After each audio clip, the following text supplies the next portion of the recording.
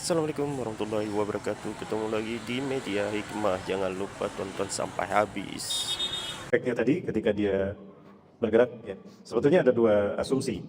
Asumsi yang pertama dari ilmuwan Jepang. Saya lihat beberapa antarsawan Jepang mengatakan bahwa benda langit ini kecil, lebih kecil dari bulan, jauh lebih kecil dari bulan. Tapi dia bergerak lurus, Bapak Ibu. Dia bergerak lurus sehingga dia nabrak bumi secara utuh. Sehingga dia hancur, nah dia mengandung magma. Magma inilah yang kemudian menutup semua permukaan bumi. Ya, menurut teori ini tidak ada lagi kehidupan di muka bumi, artinya kiamat. Nah, maka ditinjau dari Quran hadis, pendapat semacam ini tidak bisa diterima. Karena setelah peristiwa ini Rasulullah sebutkan kehidupan masih ada. Dan proses tegaknya Islam di muka bumi belum terjadi. Sehingga teori ini tidak saya pakai. Nah, yang menarik adalah apa yang dikemukakan oleh ilmuwan NASA. Salah satunya adalah Dr. Dmitry Bolikov. Bahwa benda langit ini sangat besar, dia tidak menabrak bumi tapi dia mengarah mendekati orbit bumi. Nah, karena jarak yang dekat, efeknya apa tadi? Kita sudah bahas. Yang pertama, polar shift, pergeseran kutub.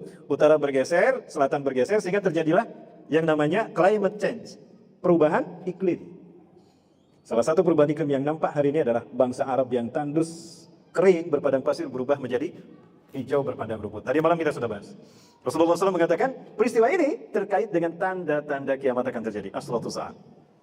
Rasulullah SAW dalam satu hadis mengatakan, La taqumu sa'ah.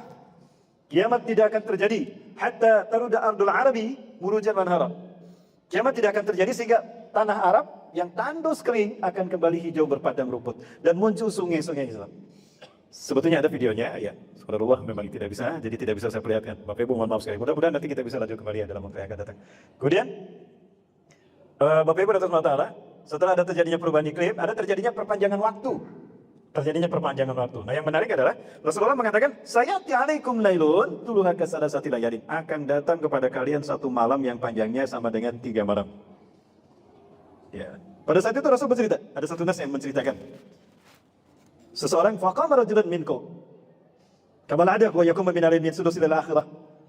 Yatawadda aw yakhudhu tahara, yatawadda summa yatahajjad ila Allah azza wa jalla.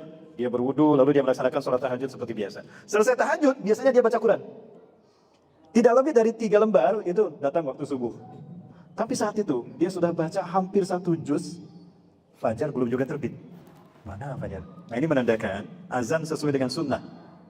Kalau selama ini, azan dikumandangkan berdasarkan apa? Jam di dinding. Ada sudah daftar waktu sholat kan? Ketika jamnya bunyi, tit, baru kita azan. Sebetulnya itu bukan sunnah, Bapak.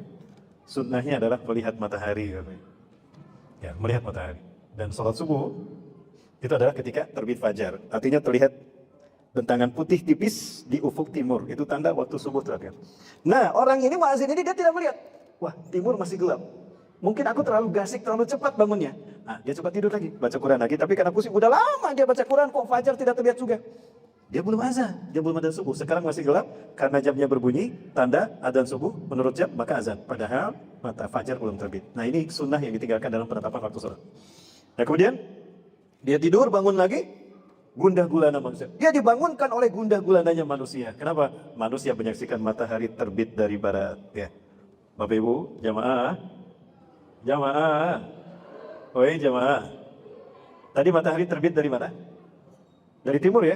Alhamdulillah. Berarti kiamatnya masih jauh, Bapak Ibu. Nah, dia bangun, orang-orang ribut gundah gulana. Ada apa? Ini sudah 44 jam, tapi kok matahari belum terbit? Ada apa? Satu itu. Yang kedua, Bapak Ibu, ketika benda langit ini dekat, maka daya tarik gravitasinya makin kuat. Bumi tidak bisa lepas dari ikatannya dengan matahari. Maka akan terjadi banyak goncangan, banyak terjadinya gempa. Ibarat orang tarik tambang, Bapak Ibu. Kalau orang tarik tambang sama-sama kuat, wajahnya kayak gimana, Bapak Ibu? Apakah ada orang tarik tambang wajahnya kayak gini? Tenang, santai. Tidak. Tapi bumi pun menurut begitu. Maka terjadi adanya energi yang keluar, tekanan dari bawah, ya, epirogenesa dan orogenesa. Ini memicu, satu, akan meletusnya gunung-gunung berapi karena ada tekanan dari magma bagian dalam. Yang kedua, ini akan adanya energi patahan dan lipatan yang mengakibatkan banyak terjadinya gempa bumi. Fakasratul zalazil. Maka Allah kemukakan ini dalam Quran surat Al-Zalzalah. A'udzubillahi minasyaitonir rajim. Idza zulzilatil ardu zilzalaha. Jika bumi digoncangkan dengan goncangan yang sangat, kapan itu terjadi? Ketika benda langit ini mendekat, maka bumi akan bergoyang karena mempertahankan posisinya agar tidak tertarik oleh benda langit ini. Kenapa dia tidak tertarik? Karena dia terikat dengan gravitasi matahari. Maka dia bergetar begini. Ya. Saat itulah terjadi gempa yang besar. Wa akhrajatil ardu asqalaha, dan bumi mengeluarkan apa yang dikandungnya. Magma keluar, air keluar. Itulah yang mengakibatkan banyak sumber air keluar di tanah Arab. Subhanallah. Saya mencoba membaca Quran dan hadis terkait dengan eskatologi ini. Dia dalam mata kacamata sains dan teknologi. Karena sains dan teknologi lahir dari Quran dan Sunnah, Bapak Ibu. Jemaah, jemaah, bisa diikuti jemaah? Wa qala al-insanu ma laha, berkatalah manusia, ada apa dengan bumi ini? Ada apa? Nah itu tadi, orang-orang ribut, kenapa? Matahari juga belum terbit dan banyak gempa, gunung-gunung meletus. Nah ini sekarang sedang erupsi nih, Gunung Semeru. Ya, sudah ada beberapa peringatan dari Badan BMKG, peluang terjadinya pasang air laut, ya terjadinya tsunami 4 meter. Prediksi di Sumatera Barat, Lampung sampai ke Jawa dan Bali. Subhanallah, sampai air Asia yang menghubungkan trek ya, yang flightnya dari Singapura Jakarta itu dibatalkan. Tadi saya lihat informasinya begitu. Nah itu Bapak Ibu terjadi. Nah inilah yang disebut dengan megatrust. Megatrust. Nah bumi ternyata mengalami bukan hanya polar shift dengan kedatangan benda langit ini, tetapi bumi juga oleng. Selain dia bergeser, utara bergeser, selatan bergeser, bumi juga mengalami oleng apanya? Barat bergeser, pindah ke timur perlahan-lahan, dan timur pindah ke barat. Nah, kayak gini. Oleng, set begini. Ya, terjadi perpindahan kutub.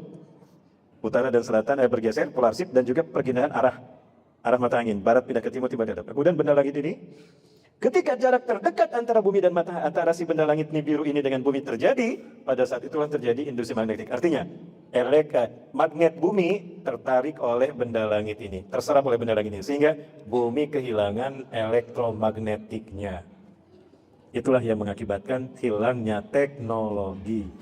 Rasulullah mengatakan, Sum'atum ila ma bada'tum, Sum'atum ila ma bada'tum. Kalian akan kembali ke zaman kalian datang pertama kali. Listrik tidak ada, blackout selamanya Bapak Ibu. Mobil tidak akan jalan Bang. Mobilnya akan jalan Bang nanti Bang. Insyaallah ya. Motor tidak jalan. Kenapa? Tidak ada magnet. Dinamo tidak berfungsi. Maka kita kembali ke zaman unta Bapak Ibu. Ya, ke zaman unta. Nah, itulah yang terjadi. Kemudian benda langit ini pergi menjauh dari bumi. Perlahan-lahan ketika benda langit ini menjauh dari bumi, perlahan-lahan bumi mulai kembali ke utara, mulai kembali ke posisinya, selatan kembali ke selatan. Ya, cuaca iklim kembali ke asalnya. Namun posisi barat ada di timur, posisi timur ada di barat. Maka ketika matahari terbit, terlihatnya di mana? Di barat. Fadhalika hin, kata. Dalam hadis riwayat Imam Abu Daud terus mengatakan, itulah hin. Inilah kata hin, arti hin di dalam Quran. Ya.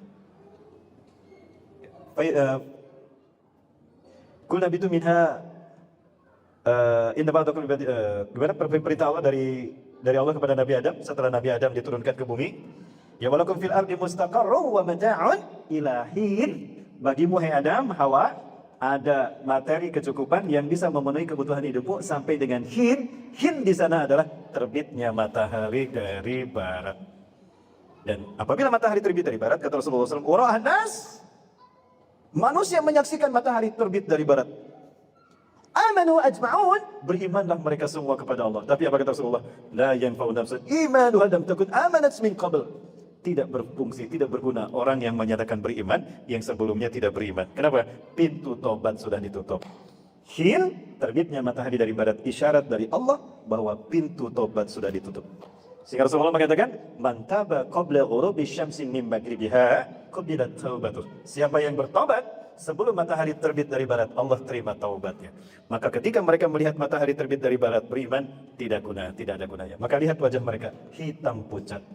Sudah tahu ada orang-orang Islam menyampaikan tentang Islam. Sudah banyak ulama-ulama menyeru mereka untuk beriman pada Allah dan Rasulullah SAW.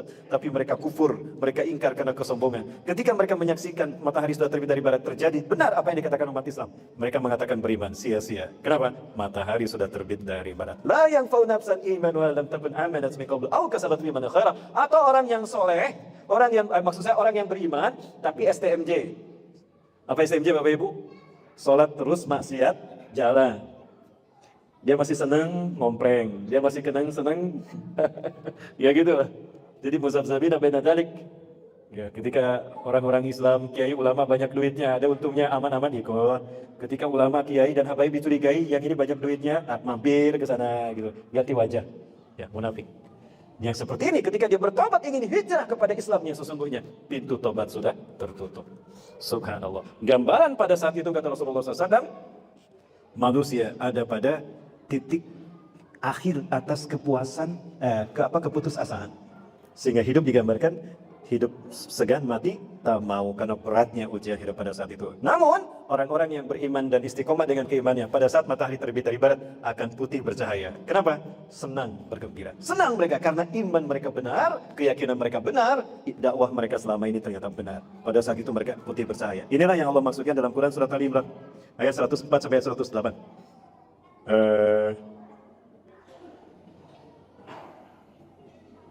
ولا تكونوا كالذين تفرقوا واختلفوا من بعد ما جاءتهم البينات أولئك لهم عذاب عظيم. Maka janganlah kamu hai orang-orang beriman seperti orang-orang yang berselisih paham, berpecah belah setelah datangnya penjelasan dari Allah dan Rasul. Quran sudah dibacakan, hadis sudah disampaikan, mereka masih berpecah belah. Jangan seperti itu. Itulah perbuatan orang-orang ahli kitab. Ya. Yauma tabyaddu wujuh wa taswaddu wujuh. Ingatlah pada hari di mana ada manusia yang hitam pucat wajah mereka, ada yang putih berseri-seri. Nah, pada saat terjadinya matahari terbit dari barat, manusia terbagi dua. Yang pertama, manusia yang hitam pucat wajah mereka. Yang kedua, manusia yang putih berseri wajah mereka. فأما الذين اسودت وجوههم أكفرتم بعد إيمانكم كافرين. Adapun orang-orang yang hitam pucat wajah mereka, dikatakan oleh para malaikat, kenapa kalian kufur setelah kalian beriman? Kenapa kalian kufur setelah kalian beriman, Bapak Ibu? Adakah orang yang mereka berpindah dari keimanannya kemudian kekufuran, padahal sudah tahu kalau beriman pahalanya surga, kalau kufur pahalanya neraka? Ya. Di mereka adalah orang-orang yang tertipu oleh para penguasa yang zalim dan sesat. Mereka orang-orang munafik yang menjual iman mereka dengan dunia. Ya, bi'ardi minad dunya, orang-orang yang menjual imannya, Islam mereka dengan demi pangkat di pundak, demi jabatan dan demi triliunan. Bapak Ibu sekalian dirahmati Allah SWT. Nah, mereka kenapa hitam pucat? Karena mereka menyesal telah tertipu daya oleh dunia, tertipu daya oleh pangkat jabatan dan bujuk rayu uang triliunan. Ternyata mereka ada dalam kesesatan. Menyesal mereka. Bapak Ibu coba lihat orang yang menyesal. Wajahnya putih berseri atau hitam pucat? Hitam pucat. Hitam pucat. Nah, siapa mereka Ustaz? Mereka inilah yang mengikuti jejak langkah ahli kitab. Ya. Jejak langkah orang kitab, iftaraku wa ikhtalafu min ba'di ma ja'atuhumul bayinat. Berselisih paham, berpecah belah setelah datangnya Al-Quran dan Sunnah. Bapak Ibu, ada satu cerita begini. Rasulullah SAW menceritakan seperti ini dan kemudian difahami oleh para ulama dan para ulama salafus saleh.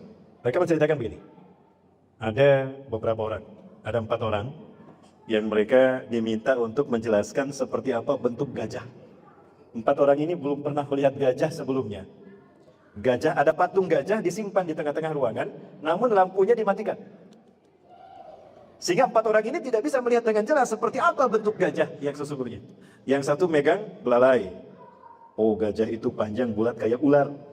Salah tidak? Tidak salah, karena yang dipegang belalai. Ada yang pegang telinganya. Kata siapa? Gajah itu tipis kayak kipas. Yang dipegang telinganya. Ada yang memegang perutnya. Kata siapa?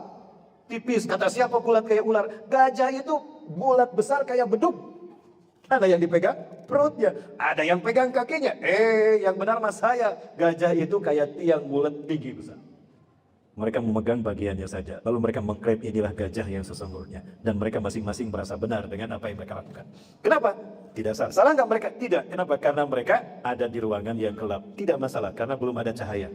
Tapi sekarang ketika lampu dinyalakan, teranglah semua ruangan. Semua mereka yang berbeda pendapat tadi melihat bentuk gajahnya sama. Oh, ternyata gajah itu seperti ini. Harusnya begitu. Betul? Kenapa? Karena cahaya sudah harusnya tidak ada lagi perbedaan. Oh, ternyata gajah ini seperti ini, sepakat. Harusnya begitu. Maka aneh ketika lampu dinyalakan, mata mereka sudah melihat bentuk gajah, yang ini masih kekeh. Enggak, pokoknya gajah itu bulat kayak ular. Enggak, gajah itu tipis kayak kipas. Padahal mereka sudah melihat gajah yang utuh seperti apa. Enggak, gajah itu bulat kayak tiang tinggi. Enggak, gajah itu kayak bentuk. Nah, yang inilah yang dilarang Allah. Quran sudah dibacakan, hadis sudah dijelaskan, masih merasa benar dan tidak mau bersatu. Inilah dahsyatnya perpecahan umat. Inilah jahiliyahnya umat. Nah, mereka inilah yang kata Rasulullah, kata Allah dalam Quran tadi, ya apa? Yang hitam pucat wajahnya, berpecah belah dan berselisih paham setelah datangnya penjelasan dari Allah. Ittaraku waqta'u min ba'di ma ja'atuhumul bayyinat. Ulaika lahum 'adzabun azim. Mereka yang akan mendapatkan siksa yang pedih, Bapak Ibu. Kira-kira mau disebut apa orang yang seperti itu, Bapak Ibu? Sudah jelas melihat gajah itu dengan matanya, tapi mereka masih tetap aja mengatakan gajah itu bulat kayak beduk. Enggak, gajah itu lebar kayak kipas, tipis kayak kipas. Itulah yang terjadi pada umat Islam hari ini. Jamaah, umat Islam ini paling banyak di dunia, betul? Kurang lebih penduduk dunia hari ini ada 7 miliar, 7, sekian miliar. Sepertiganya umat Islam, berarti umat Islam sendiri paling banyak. Saya tanya Bapak Ibu, umat Islam hari ini berjamaah apa berpecah belah? Berjamaah apa berpecah belah, Bapak Ibu? Berpecah belah. Berpecah belah sepakat? Berarti umat Islam hari ini bergolong-golongan. Betul? Setiap golongan punya nama masing-masing, betul? Punya lambang masing-masing, punya pemimpin masing-masing. Nah, baik, sekarang coba sebutkan nama-nama golongan umat Islam tadi, Bapak Ibu. Dalam hati, jangan disebutkan keras-keras, nanti ada yang tersinggung. Dalam hati saja, sebutkan masing-masing. Ada berapa, Bapak Ibu? Ada berapa jamaah? Ada banyak? 10 ada? Lebih dari 10? Masya Allah, lebih dari 10. Nah, sekarang saya tanya dan tolong dijawab dengan keras. Nah, sekarang boleh ucapkan dengan keras, biar semuanya mendengar. Dari semua golongan dan nama-nama yang ada pada zaman sekarang, coba sebutkan satu saja dari nama-nama kelompok itu yang di zaman Rasulullah dan para sahabat ada, Bapak Ibu. Ada tidak, Bapak Ibu? Syiah di zaman Rasulullah tidak ada. Syiah ada di zaman Ali bin Abi Thalib. Muncul sosok yang bernama Abdullah bin Sabah bin Salul. Abdullah bin Sabah. Dia orang Yaman yang benci kepada Bani Hashim dan ingin mengadu domba Bani Hashim. Itu Bapak Ibu. Syiah zaman Rasulullah. Syiah dalam konteks aliran pemikiran seperti sekarang ini, aliran akidah dan ibadah seperti sekarang ini, itu tidak ada. Ada Bapak Ibu? Tidak ada. Padahal nama kita satu. Nama kita Muslim. Wasabbakumul muslimin min qablu Adam. Nah, peristiwa berpecah belahnya inilah yang membuat manusia hitam pucat. Surat Ali Imran ayat ke-100. Ya ayyuhalladzina amanu in tuti'u fariqam minal ladzina utul kitaba yaruddukum ba'da imanikum kafirin. Hai orang-orang beriman, jika kamu mengikuti sebagian orang-orang yang diberikan ahli kitab, maka kalian akan kafir setelah kalian beriman. Tadi malaikat berkata, iman. Ya. Fa'amal ladzina aswadatu wujuhum akafartum ba'da imanikum, kenapa kalian kafir setelah beriman? Apa itu? Dia berpecah belah dan berselisih paham, padahal Quran dan Sunnah sudah disampaikan. Inilah Bapak Ibu dan Saudara. Nah, inilah sistem yang menjadi dukhon bagi umat Islam hari ini secara maknawi. Jemaah, Bapak Ibu yang dirahmati Allah Subhanahu wa taala, suatu hari Rasulullah dan para sahabat berkumpul. Ya, di sana ada Hudzaifah ibnul Yaman. Rasulullah bercerita banyak hal. Kemudian para sahabat berkata, "Ya Rasulullah, kunna na'nu fil jahiliyah." Wahai Rasulullah, dahulu kami jahiliyah. Kami menyembah berhala, kami berzina, kami mengundi nasib, kami mabuk. Jahiliyah ya Rasulullah. Faja'ana Allah bihadal khair. Lalu Allah datangkan kepada kami kebaikan Islami. Allah mengutus Anda sebagai Nabi dan Rasul untuk kami. Anda bimbing kami kembali kepada fitrah kami Islam. Maka sekarang kami ada dalam kebaikan dan kebenaran ya Rasulullah. Fahal ba'da hadal khair min syarrid. Apakah setelah kebaikan ini ada keburukan? Ada keburukan. Sekarang kalian ada dalam kebebasan Islam yang rahmatan lil alamin. Sepeninggal ini akan ada fase di mana kalian akan dipenuhi dengan keburukan. Dan sahabat Hudzaifah bertanya lagi, "Wa hal badalika syarri min khair?" Apakah setelah keburukan itu akan ada lagi kebaikan yang kedua? Ada kebaikan yang kedua. Lakinna fihi dakhalun, tetapi di dalamnya ada dukhan, ada kabut. Ada dukhan. Ini pembahasan dukhan yang berbeda secara maknawi. Kalau tadi dukhan yang sesungguhnya, Bapak Ibu. Ya. Tadi Tuhan yang sesungguhnya belum selesai ya. Nanti kita kembali lagi kayak tadi. Tapi yang ini kita lanjut dulu Bapak Ibu ya. Jamaah. Ibu-ibunya sepi. Bunda. Oh iya Bunda. Masih bersama saya Bunda? Lanjut. Sedikit yang jawab. Bunda suara saya jelas? Kurang jelas? Sekarang jelas gak? Jelas, pantesan jawabannya kurang ya. Tadi saya dengar Bunda mau masuk surga, enggak. Jawabannya enggak. Ternyata kurang jelas jawaban. Baik, Bapak Ibu dan Saudara, nah, wa ma dakhaluhu ya Rasulullah. Apa dakhannya ya Rasulullah? Qaumun yahduna bi ghairi hadi wa yastaduna bi ghairi sunnati. Adanya satu kaum yang memberikan petunjuk bukan dengan petunjukku, bukan dengan Quran, tapi dengan logika, dengan pendapat manusia, dengan fatwa para manusia yang menentang Quran dan Sunnah. Wa yastaduna bi ghairi sunnati, dan mereka mengikuti sunnah, bukan sunnahku, tapi sunnah manusia yang lain, bukan sunnah Rasul. Wa hal ba'da dzalika khair min syarrin. Ya Rasulullah, apakah setelah kebaikan yang kedua yang ada dakhan tadi, ada keburukan yang berikutnya? Ada lagi keburukan. Du'atun ala abwabi jahannam. Orang-orang yang menyeru kepada pintu jahannam. Jadi akan banyak orang-orang yang berdirinya bukan di pintu surga, tapi berdiri di pintu neraka. Sifum lana ya Rasulullah. Sebutkan ciri-ciri mereka itu ya Rasulullah. Hum min jildatina. Mereka kulitnya sama dengan kita. Muslim, pakai peci, jenggotnya banyak, pakai gamis seperti saya. Wa yatakallamuna bi alsinatina, mereka ngomong sama dengan kita, bicara Quran hadis, bicara sunnah dan sebagainya. Tapi mereka berdiri di pintu neraka jahanam. Ta'rifu minhum fatunkiru. Kalian kenal siapa mereka, kalian tahu siapa mereka, tapi kalian mengingkari mereka, tidak mau bergabung dengan mereka. Allahu Akbar. Ini adalah dukhan dari sisi manawi. Itu Bapak Ibu. Sudah terjadi belum penjelasan ini? Maka apa kata Rasulullah SAW? Ya Rasulullah, wa in wajadtu dzalika fama ta'muruna? Lalu apa yang harus kami lakukan ya Rasulullah? Jika kami dapati manusia-manusia seperti itu ada di zaman kami, fatazil tilkal filawahullah, tinggalkan semua perpecahan itu. Tapi sebelum itu Rasulullah mengatakan, talzamu jama'atal muslimina wa imamahum. Tetaplah kalian bersama kaum jamaah muslimin dan imam mereka dan pemimpin mereka. Jadi berjamaahlah kamu, kemudian dipimpin oleh seorang imam, seorang ulama yang menjadi pemimpin yang mengarahkan kamu mengamalkan Quran dan Sunnah. Ya Rasulullah, jika kami tidak mendapati adanya satu jamaah yang terpimpin oleh satu imam, kemudian mengamalkan Quran dan Sunnah, membimbing kami dengan Quran dan Sunnah, jika tidak ada, faltasir tilkal firaqabullah, tinggalkan semua kelompok-kelompok itu, walau anta bi asli syajarah, walaupun kamu tinggal di hutan, menggigit akar kayu, makan hidup hanya makan dari apa yang ada di hutan, hatta yudrikakal maut, sehingga kematian mendatangimu, kamu harus bertahan, tinggalkan semua perpecahan itu. Masya Allah, Bapak Ibu, itu Tuhan secara mahnawi. Saya ingin menggambarkannya, tapi memang ada masalah Bapak. Nah, kembali kepada yang tadi. Ketika bumi sudah kembali utara ke utara, selatan ke selatan. Nah, besoknya kata Rasulullah, barat kembali ke barat, timur kembali ke timur. Nah, normal lagi. Tapi pada saat itu, pintu tobat sudah tertutup. Yang terjadi berikutnya adalah Allah buktikan kebenaran Islam. Allah buktikan kebenaran para nabi dan rasul. Allah buktikan para ulama dan habaib dakwah mereka satu persatu. Nah, maka mereka yang beriman dan bertobat pada saat itu tidak ada artinya. Mereka itulah ashabul a'raf sebagiannya. Sebagian lagi ada ashabun nar. Nah, kemudian terkait dengan benda langit ini kemudian mendekat ke matahari. Ternyata makin dekat makin panas sehingga benda langit ini tidak kuat dengan panas yang dipancarkan matahari dan kuatnya energi matahari, meledak dia. Meledak. Buah. Ledakannya menimbulkan asap yang sangat besar. Itulah dukhan. Jadi asal dukhan itu dari benda langit ini, Bapak.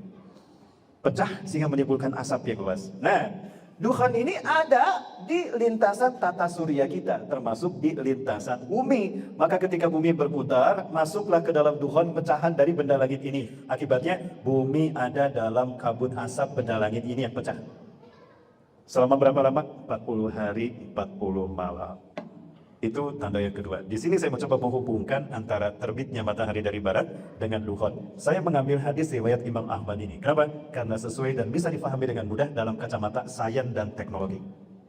Adapun ketika saya membaca hadis Muslim, Imam Muslim meriwayatkan dukhan dulu, baru terbitnya matahari dari barat. Nah, ini yang saya susah memahaminya. Dari mana asalnya dukhan? Itu tidak ketemu.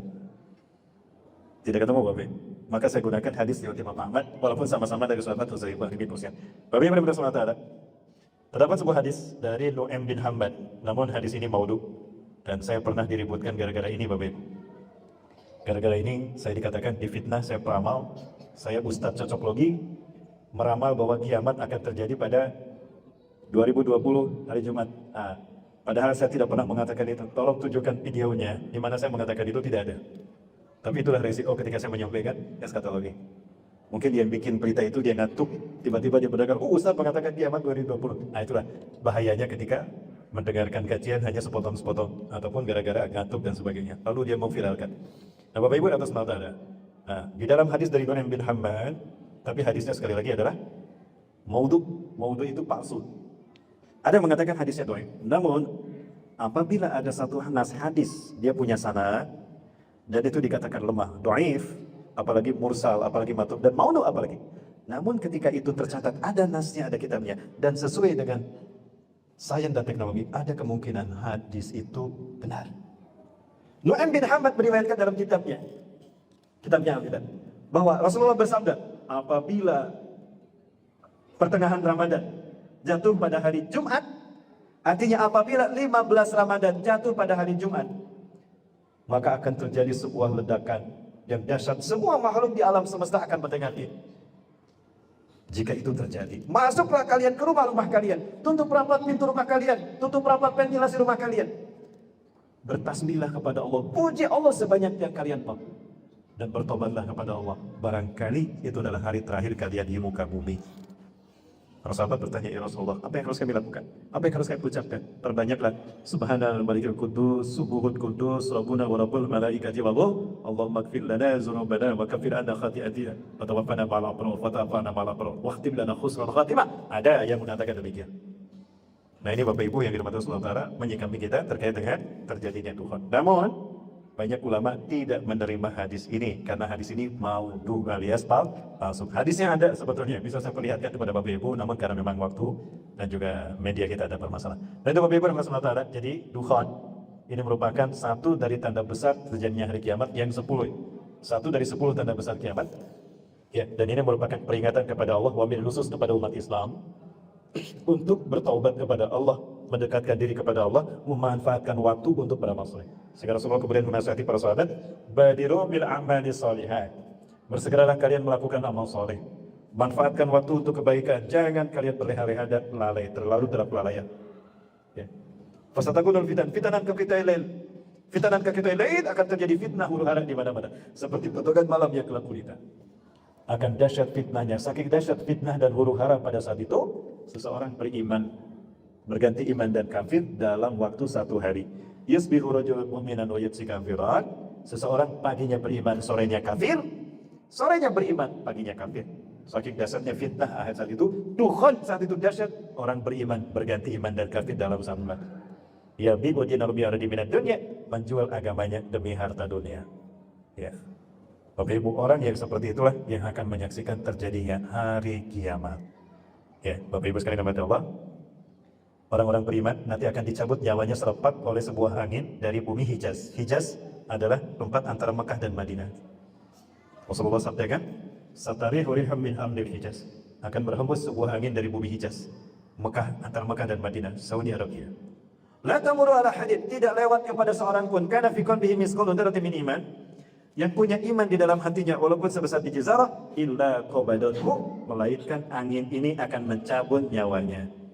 Jadi hati-hati Bapak Ibu, kalau ada angin sepoi-sepoi jangan senang Bapak Ibu. Jangan-jangan itu iling, ada angin sepoi-sepoi ternyata iling, hatinya dicabut nyawanya.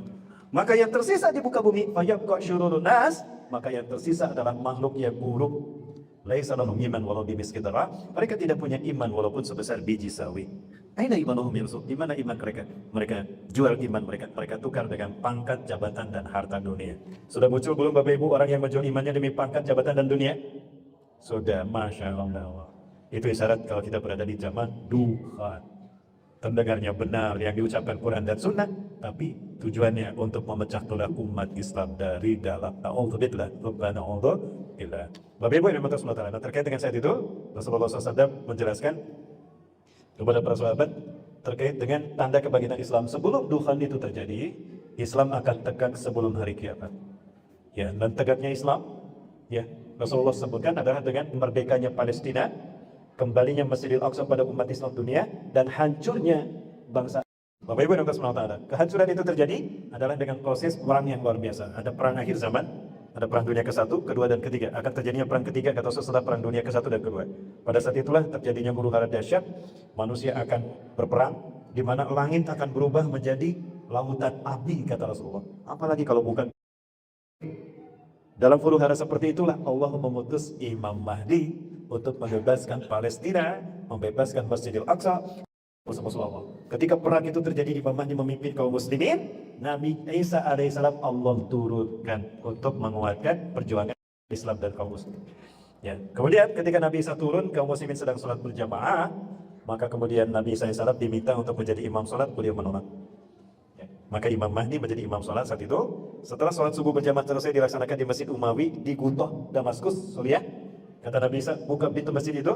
Ketika pintu masjid itu dibuka, maka tampaklah Dajjal dengan 70.000 pasukannya dari lembah Isfahan, menggunakan jubah Persia dan juga selendang atau yalis, selendang Persia.